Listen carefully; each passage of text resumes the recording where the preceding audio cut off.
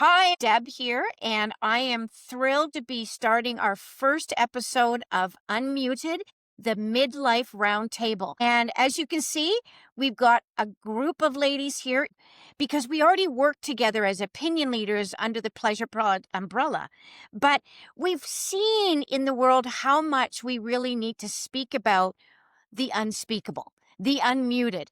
And so we want to welcome you where there's nothing that is off limits. We're here to talk about everything women over 40 whisper about, but don't say out loud. And that's bullshit because we need to talk out loud. We need to be sharing this stuff. And we thought, what a better way than doing it with the five of us. And we're going to add more people as we go through these episodes. We're going to bring guests on board. But we want to bring those uncomfortable conversations. We want to be real here. We're going to share our honesty. We're going to share our stories. And we're so excited to have you here, each one of these incredible ladies, to speak about why they're here, what their role is, what they do in life. And so we're going to start out first with Taylor. Hi, everyone. I'm Taylor McConnachie. I'm a registered psychotherapist, AASECT-Certified sex therapist, and certified sexologist. I own a sex therapy practice in Southern Ontario called Embodied Sexual Wellness and Psychotherapy. I'm also a neurodivergent mama in perimenopause. And I'm here because I think it's so important we're having these conversations. We're demystifying some of the content and information about menopause and just helping so many women feel empowered, connected, and not feeling isolated in their experiences. Yeah, so I'm Gina or Gina Marie. I am a somatic sex and intimacy coach. I'm here in Toronto and I work primarily with women and couples to reconnect with pleasure, rewrite their intimate stories, and just connect with intimacy in a new and empowering ways that maybe they weren't doing previously. So I work a lot with elements like practices inspired by Tantra and the Tao and the erotic blueprint. And I do a lot of workshops as well around embodiment. I also have background in psychotherapy, was a OT for many years. So if anyone knows what occupational therapy is, it's all about meaningful occupations. And I always felt like sex is the most meaningful occupation around. So I've really been excited in this part of my career to work specifically around sex and intimacy. And I'm here because I know how much silence has just robbed women specifically of like our joy and our connection to our own bodies, and how conversations around sex and intimacy are so taboo. And even just because they're taboo, that creates such a tension in the body and which reduces pleasure. So I'm here to talk about all these things and to also learn from these amazing women here at this table. And I just turned 40 a few weeks ago. I'm like, let's talk and just be right in the thick of things because I'm right. I'm like the population that's listening to this podcast. Yeah. Amanda Otterman. I'm a registered nurse, and I'm also a certified personal trainer, nutritionist, and certified menopause specialist. Became very interested in this area. I'm 45 years old. However, I had a hysterectomy back when I was 33. So I started to experience a lot of early perimenopause symptoms, changes in my body, changes in my sexual health, all of that very early, much earlier than some women would experience well before I turned 40.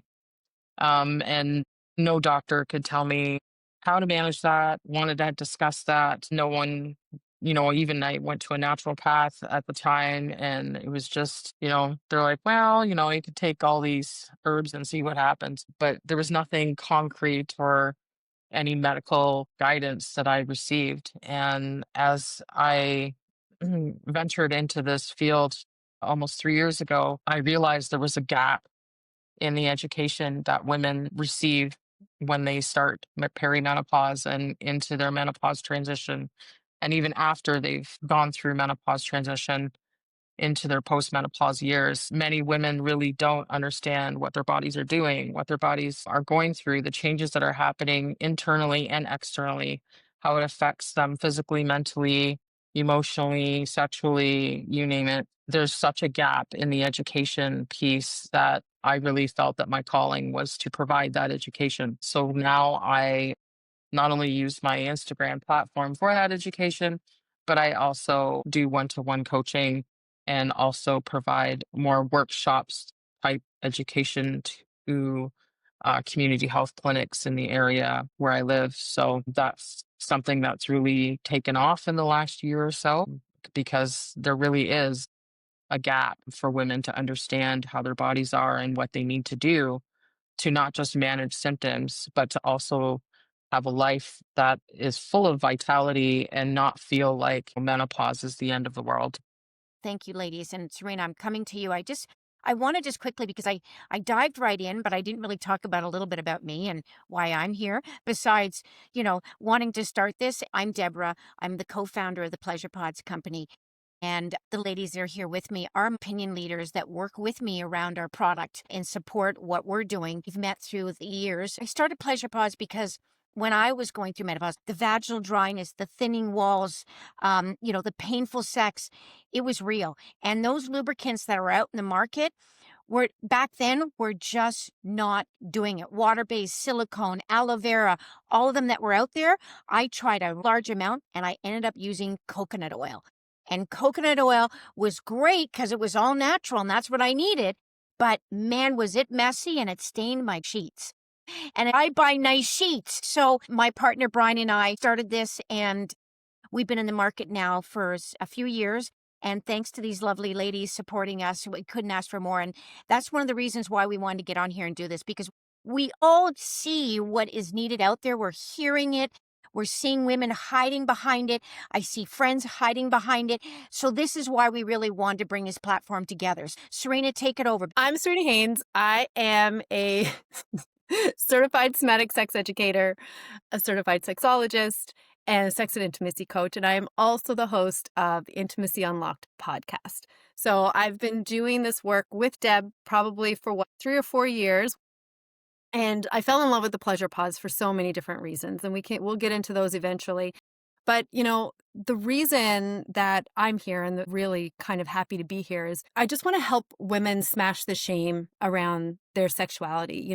There comes a point in our lives, and I've gone through it, and I know a lot of the women on the panel have kind of gone through some of this as well, is, we come into our 20s and we think, oh, we're supposed to be one certain way, and that's fine. And then we come into motherhood, possibly. So I did. This is my personal stories. I came into motherhood and I was still a sexual being, and sex was great, but I had another hat that I had to put on. And now that my children are a little bit older and they're in their late teens, there's another hat that I want to find. And what I'm recognizing in my practice, my private practice, is there's so many women out there that are having a really hard time finding that hat again.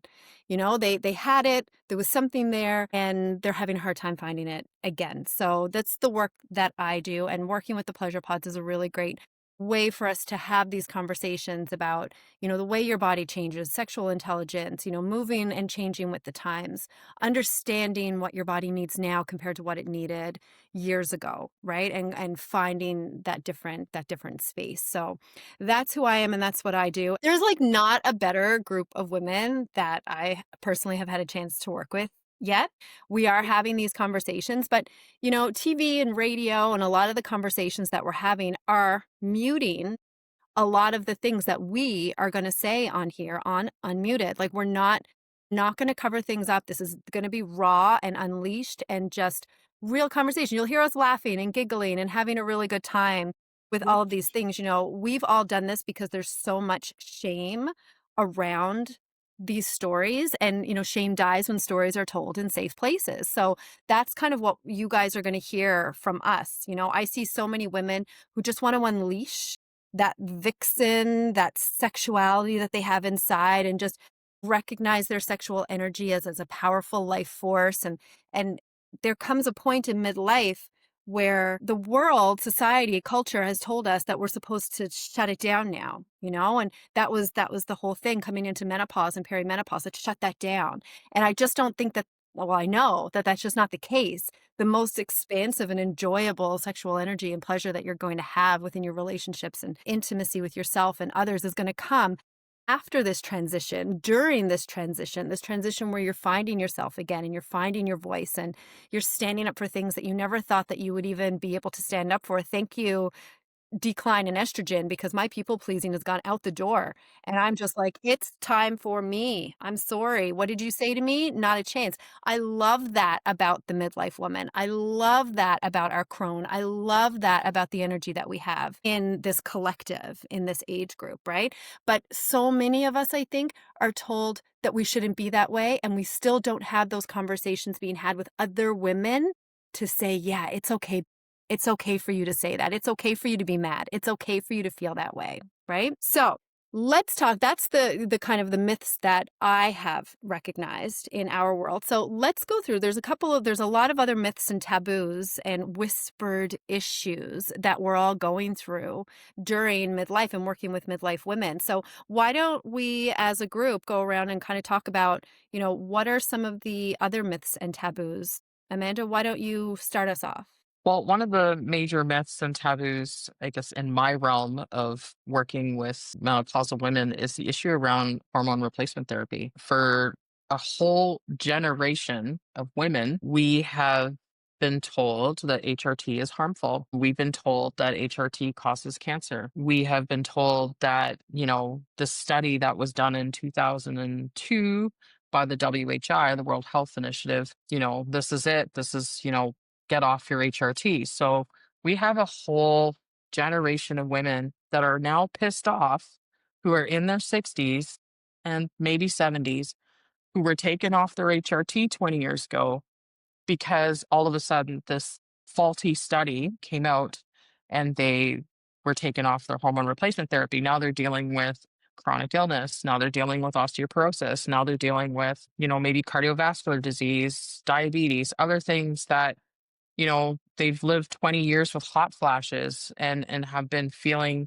this whole discomfort that comes along with menopause sometimes. And now we have new research to debunk the research that was done before. And the the research that actually was done before wasn't even really done properly. It used women who were 15, 20 years beyond their last menstrual period, which at that point, chronic illness is already set in.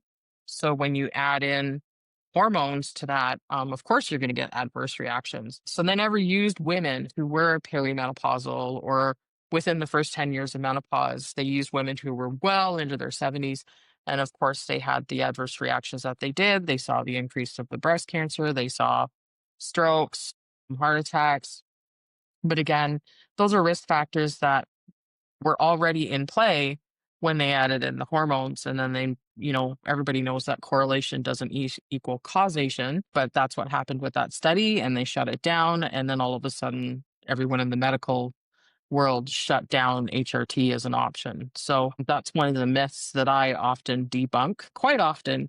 And the medical world now is doing a really good job at debunking that. That's amazing. I know. And I've heard the same thing. I've heard a lot of that. My mother actually went through that years ago as well. And, the women in our lives right now talking about how, hormone replacement is not so great and it's not that. And I always say, like, if man's testosterone went down overnight, the whole world would be like on top of trying to fix this problem. Right? That I have like ridiculous depression and I don't even know what's going on with my life. And everyone's like, oh, it's just a phase. You're fine. It'll be fine. Right? And that's just not fair. So I'm really glad that that's changing and that the medical world is changing. These conversations are coming up and we're able to kind of bring that HRT back. And the other thing, and Amanda, you can speak to this maybe really quickly too, is I'm hearing, it's not necessarily my specialty, the HRT part, but like I'm hearing now that we should be almost, I don't want to say preemptively, but kind of preemptively moving in toward and not waiting for that massive decline and that massive decrease and just kind of keep yourself, like monitor yourself and keep yourself there. I want to just step in here just before Amanda does, because being 63 and I was unfortunately not able to be given HRT. And when I went in to see my doctor when I was 61 and a half, my doctor turned around and said to me, you can't start it because you are beyond the 10 years that supposedly they're saying is what is required. If you don't take it within that 10 years and you decide to take it after, that could cause various things to you. So, and I was just like going, listen, I've done my research. I want to do this. She said, I'm not doing it. So I had to go to my naturopath, and she put me on HRT. And I'm going to be really upfront with this as well, too, is that, and Amanda can attest to this because I reached out to Amanda several times as I was on HRT, which I started February of 2025. The first 3 months was not easy on me. It was really difficult. I was having a lot of pain going on in my body. A lot of things were changing because I had been lacking the estrogen and the progesterone. I'm not doing testosterone, but those two I was lacking. So my body was just trying to go, what is this? And trying to figure out, because I'm extremely sensitive to anything. Hence the reason why I started Pleasure Pods, because it's got to be all natural as possible. So it was a challenge. But thanks to you guys, Amanda and everything else, I talked to her and I said, Amanda, what do I do? How can I? She told me things I could do so that I could stay on it and work myself through it. I'm now worked through it, and I'm grateful that I am on it, especially the estrogen vaginal cream, because truthfully, I created Pleasure Pods hoping that it would help with the pain. It helps a little bit, but it doesn't take the pain away. The estrogen cream vaginally is a miracle worker, and I'm grateful for Amanda helping me through that. So Amanda, Well, the thing with the vaginal symptoms that happen in menopause is that it's actually a change in the tissue. So when you have moisturizers like Pleasure Pods, you want to go twofold when you're looking after your vaginal health. You want to be looking after the moisture that you need down there because you're going to lose that. But also it's the tissues, right? The blood flow to the tissues change. The actual structure of the vulva changes, and that's where the pain comes from, right? The rouging inside of the vagina actually becomes smooth, right? So a young woman, healthy vagina is going to have rouging on the inside. During perimenopause, that actually smooths out and that shortens the vaginal canal. The walls become thinner. And then a lot of women end up having that pain right at insertion. So, right around the 6 o'clock area of the vulva, that's where a lot of pain tends to occur. And that's again because of the change of the tissue. And because the tissue in the vulva changes down there, you also are more susceptible to urinary tract infections, organ prolapse, that kind of thing. So the estrogen in the vagina, like that you put into the vagina, is actually going to go in and attach to the estrogen receptors that are in the vulva, inside the vagina, around the vulva, around that tissue, because it's full of estrogen receptors. It's actually going to bind to that and actually start to heal those areas. And that's what's happening with vaginal estrogen. So you need both. You need vaginal estrogen and the moisturizer to complete your vaginal health. And I think every woman past even the age of like 35, 37, I'm like, just go get your vaginal estrogen. Like, just go get it and have it. And the nice thing too is, and that this is now also being debunked as part of the HRT theory, is that vaginal estrogen is safe for 99% of women. So whether or not you've even had a history of breast cancer, you are generally safe taking vaginal estrogen. And that's because vaginal estrogen stays local to the area. It does not or negligibly go into the bloodstream. So it doesn't raise serum estrogen levels systemically. So you're getting the treatment that you need in that area, because that tends to be the area where a lot of women don't want to talk about either, right? When I talk to a lot of women about menopause symptoms, I hear a lot about, oh, I got hot flashes, I got brain fog, I don't sleep. Those are all very standard. But what they tend to also leave out is the fact that their vagina is as dry as the Sahara Desert, and that sex is painful. Nobody wants to talk about the GSM, or the genitourinary syndrome of menopause. We're going to That's talk the new about term it. for that.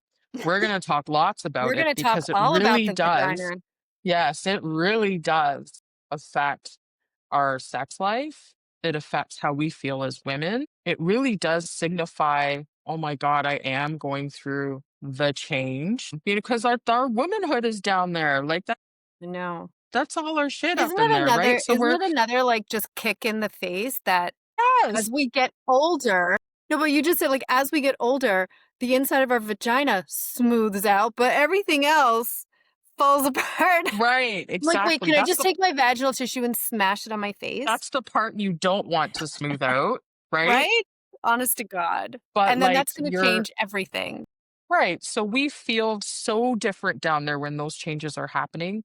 And yet, those are the parts that we feel the most shame, right? And on top of it, it starts to affect your relationship, right? If your partner doesn't understand what's going on, it could affect you sexually. You don't want to have sex because it's painful or uncomfortable.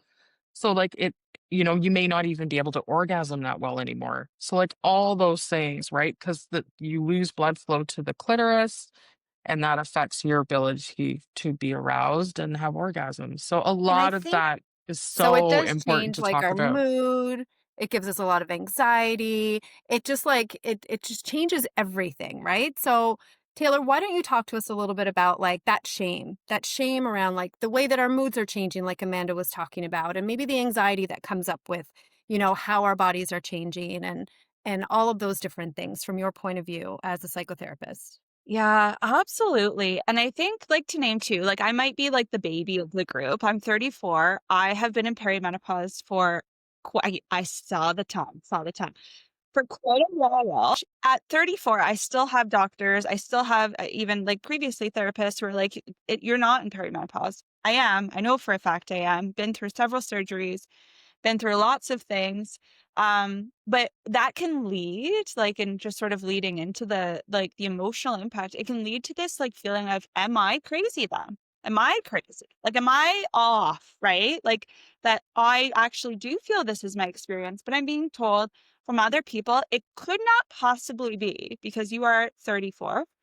Um, and I hear that so much in my practice as a psychotherapist with clients, women specifically, where they're, or even partners. I will say I get partners coming and they're like, I don't know what's going on. But that experience of like irritability, I would say, like, being huge. I sort of describe it as like our bullshit meter is just like going off. So we're more irritable, which isn't necessarily a bad thing. It helps us be more in line with like things that are important to us or boundaries that are being, not respected.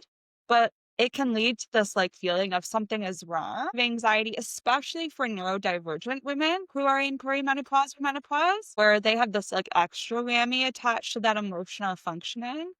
It can be quite like debilitating and devastating even for women when they're experiencing something like this.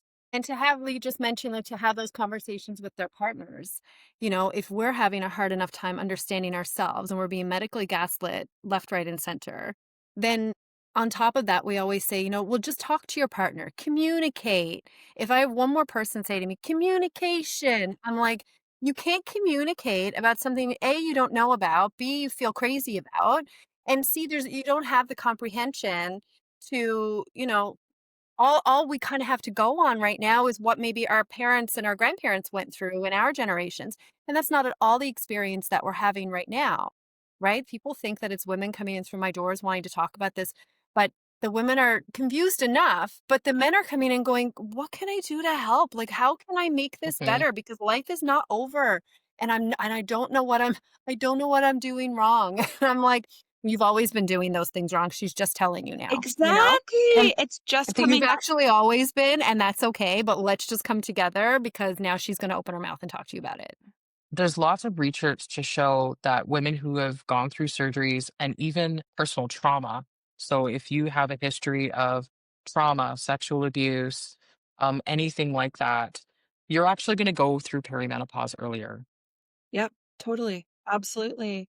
Right. And that was my experience too. Reproductive trauma, obstetric trauma. I actually had my fallopian tubes taken without consent, which was part of like what led me down this path where I had further surgeries, hormones get out of whack, and just how isolating that can be. And I work with a lot of doctors, OBGYNs, ultrasound techs, physiotherapists, where I'm trying to help them take that trauma-informed approach when we're talking to women who have been through these experiences, because it's already hard enough to be in a doctor's office talking about, I'm feeling crazy or my anxiety is like out of control, which again is because of this change in hormones. But when we have this history of trauma, we want to be like working with that and not actually causing more harm. And we cause more harm by making women feel further isolated or disconnected from their experiences. And by giving them this added sort of message that, yeah, something is actually just wrong with you, right? Like something is wrong or it's just in your head. And so many women are told that. I was told that at all as well, sorry. But yeah, that realization of like these emotional and cognitive impacts of perimenopause or postmenopause, how real they are, how significant they are, and how much they impact every area of someone's life who's experiencing it or is connected to someone experiencing it. And connected then to your own body, right? Like it kind of disconnects you from your body.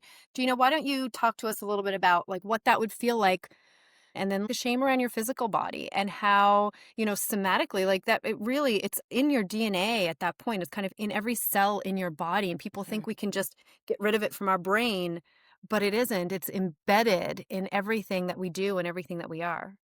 Yeah, absolutely. Thank you, Serena. And I just want to say I'm so grateful to be part of conversations where we're combining like medical and somatic and our own personal stories. So I just feel like my heart is like swelling open there.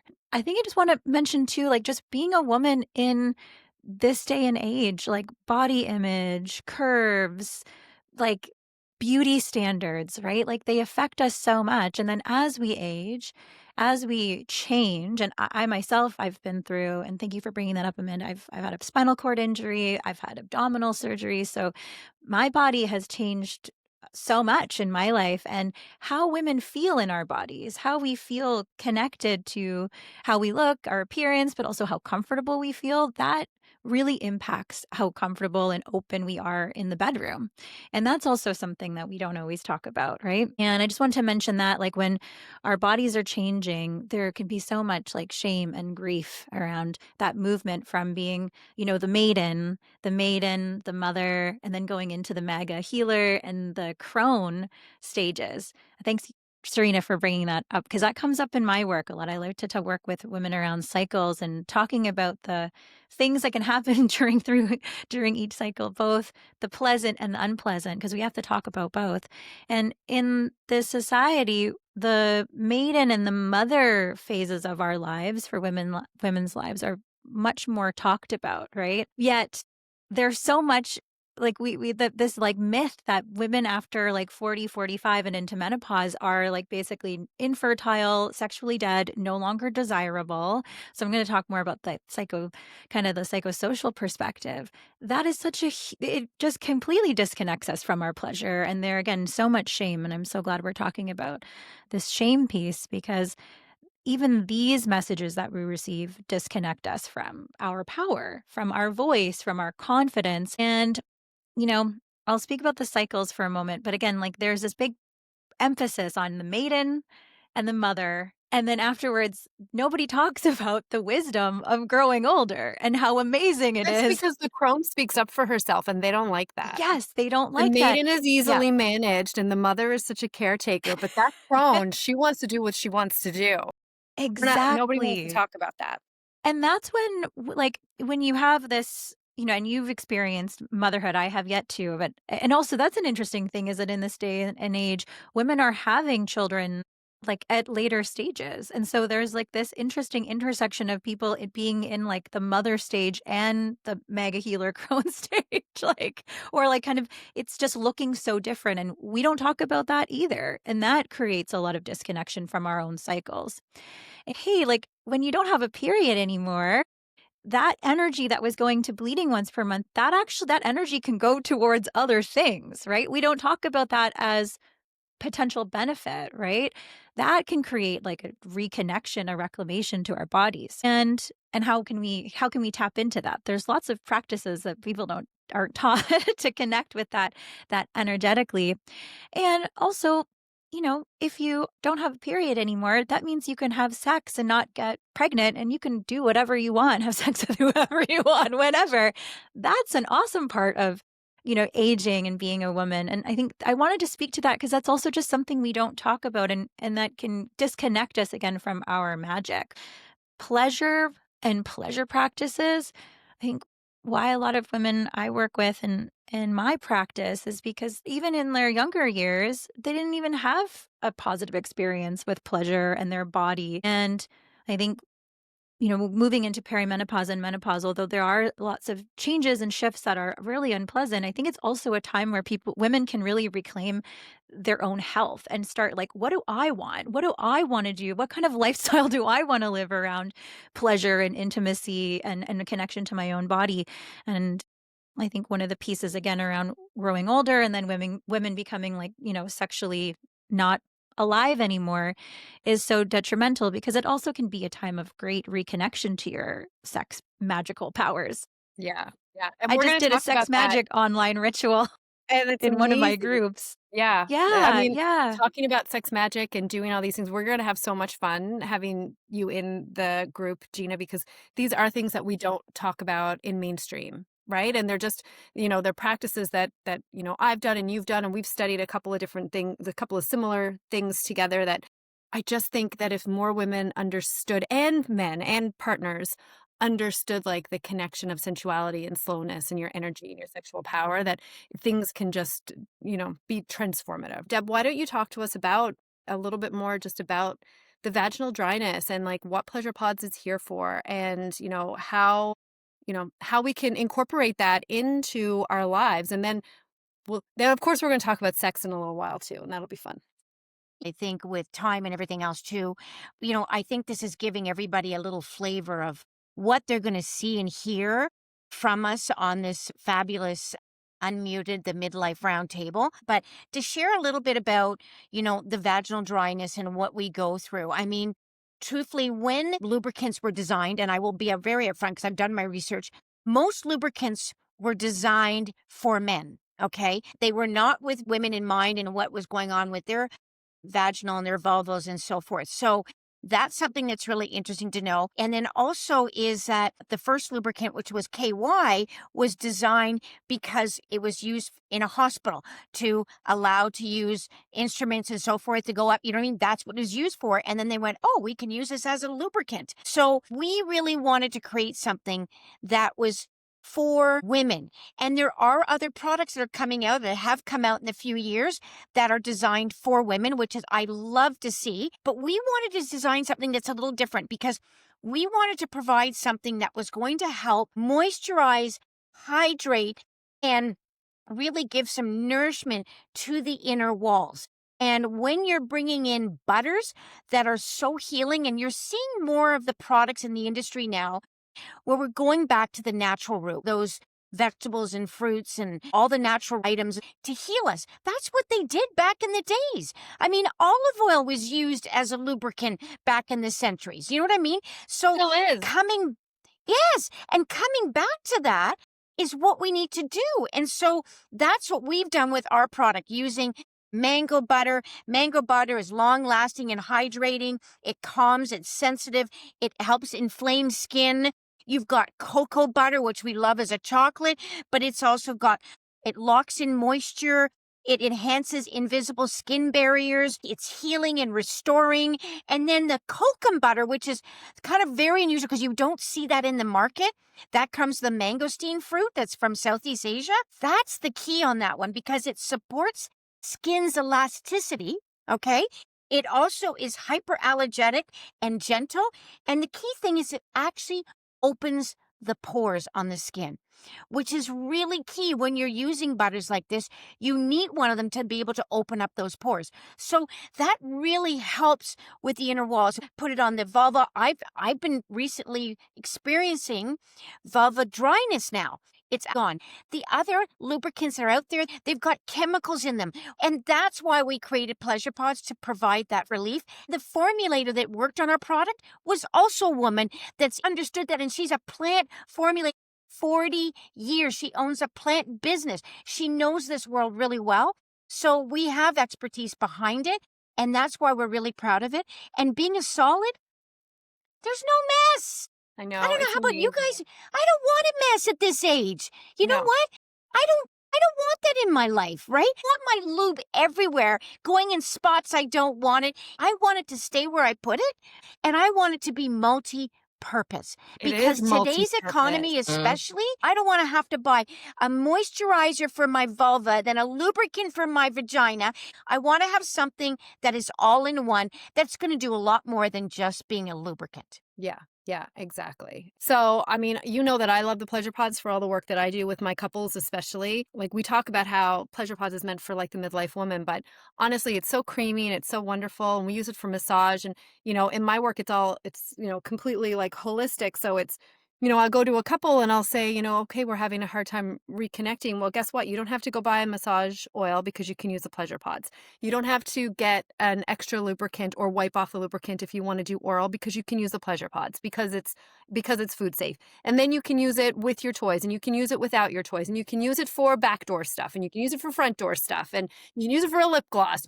It's so buttery and creamy. I actually had someone reach out to me that said, Deb, I don't have anybody in my life, but I love your product because it's great for the skin. Amanda and all of you guys can speak to because perimenopause, your skin becomes a lot drier. So I will melt it down a little bit, and then I will add a little bit of my vaginal estrogen to it and put it on my Yes. face.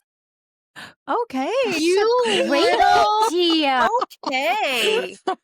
I was I'm not gonna saying that this is say. medical advice. This is not medical advice. Disclaimer, No. not medical advice. However, This is personal that you're doing. I will also be I doing have actually like not like melted it out like totally, but soften it and then have it mixed in with the like a little bit of my vaginal because I have like some like weird dry things on my face.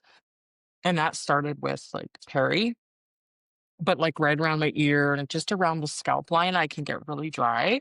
And I found since I've been doing That's Love it.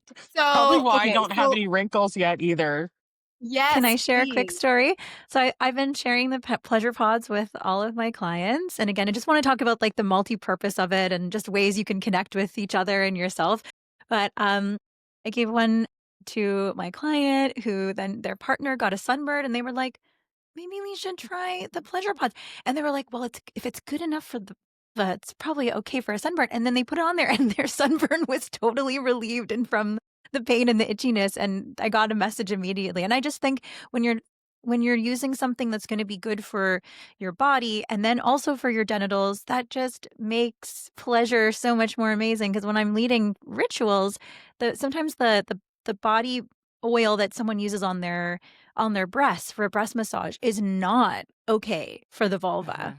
But Pleasure Pods is good for all over, even sunburns. It is.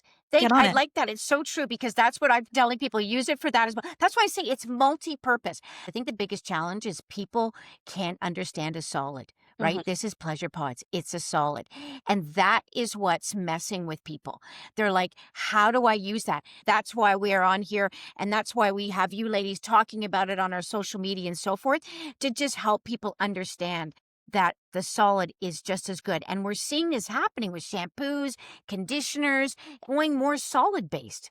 We're almost at time for Yes. our session today, but I think we can all agree, and I think everybody listening can agree that even with these little tidbits of meeting us today and hearing what we're all kind of going to bring to you guys at like midlife doesn't mean that your sex life is over. And it doesn't mean that the conversations are over. It just means that things are changing, right? That we have to kind of access our sexual intelligence for this transitional period and just understanding, as I said in the beginning, that the things that you might have been doing when you were 20 and the way that your body was feeling, it's not going to be the way it feels now, but it doesn't mean that you're broken, right? It just doesn't mean that there's nothing wrong. It just means that this is new. We went through puberty and we had our little classes and somebody somewhere told us that puberty could last anywhere from 9 years old to 18 years old. Like we were given a little bit of but when menopause came along and perimenopause came along, nobody is telling us that, this shift that we're having is just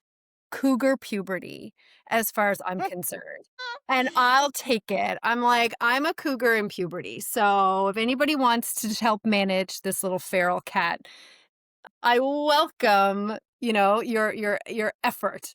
But yeah, and like unfurling us and being just understanding that we deserve to be loved big, like we just deserve to be in this space in our crone. And, we can call it so many different things. Is what I really love about the variety of people that we have on our panel and the way that we're going to talk about things is because, you know, we're all saying the same thing in different ways, and we need to connect mind, body, and spirit.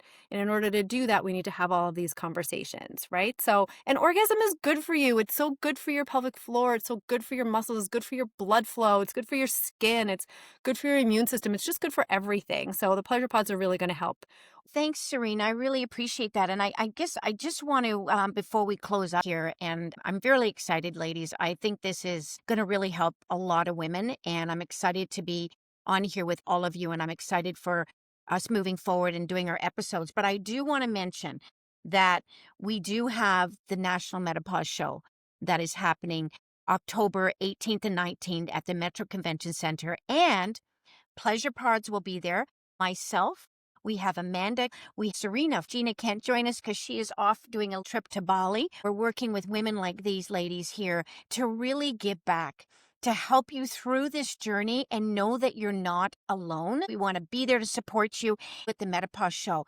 We want you to come and see us and have those difficult conversations because you can in our booth. There's going to be little spots where you can do that. And come with your questions.